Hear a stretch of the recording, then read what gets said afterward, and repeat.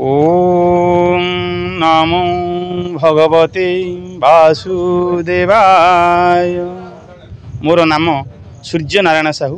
जटिया गादी आज्ञा यहाँ हूँ माधुरी बाबांकर तांकर मूल मूल आश्रम हूँ आपणकर चंपाबाली। यही इच्छापुर गाँव पांचटी पड़ारू आपणकर पुष्टि सारू जड़े भक्त आपणकर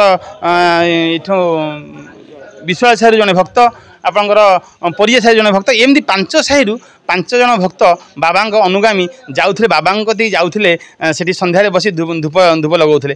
एमती दिने एमती वर्षा आसला वर्षा बहुत हो बाबा मैंने जापारे से सी कहले आपर दिन बाबा को बाबा आम तो ये वर्षा आप आसीपारनु केमती कौन करें आपड़ केमी कौन करूँ आम जमी आसा से समय बाबा आसी ये कहले जे आपड़ कम करूँ आप बसतु और मत स्मरण करूँ मुझे निश्चिंत जोटे से पहुँची से आसी बाबा ये पहुँची थे जट जटरू 3टी जट छिड़े से समाधि स्थापन करते से दिन ठार जटिया गादी नाम विख्यात।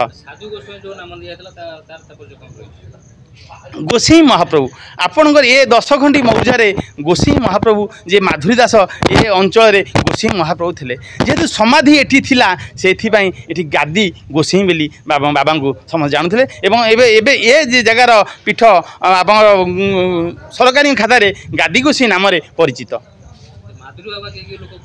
माधुरी बाबा आपण बाबा प्रथम आश्रम थिला चंपाबाली मठ सेठू अनति दूर जहाँकि इच्छापुर गाँव में जेहेतु ये गादी स्थापन होता से बाबा निजर गादी हो माधुरी बाबा गादी बोली कह जाए।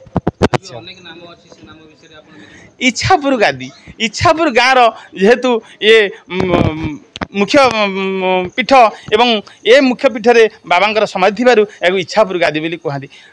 हाटकंटा गादी जेहेतु ये आश्रम को लगी हाटकंटा दंडा थी एवं ए श्मशान पाखे ये आश्रम थी हाटकंटा गादी बोली कह जाए। जे भक्त माने समस्ते ये आसतु ये समापन हूँ जी जहाँ जिते जो मुहूर्त जहाँ मानसिक निश्चय पूर्ण होती पूर्ण हम ये जो कलिजुगे आपण भगवान को स्मरण करूँ भगवान को समापन हूँ आपणकर चिर सानिध्य लाभ करेंगे। ये माधुरी बाबा ना माधुरी पीठ होती आमर जो माधुरी बजारटा से माधुरी बजार भी माधुरी बाबा ना होती माने माधुरी बाबा परिचय ये गोटाक। हाँ हाँ नहीं निश्चित से मैंने आसिक मनस्कामना पूर्ण हेले से आसिक ठाकुर पाखे मानसिक ये करते।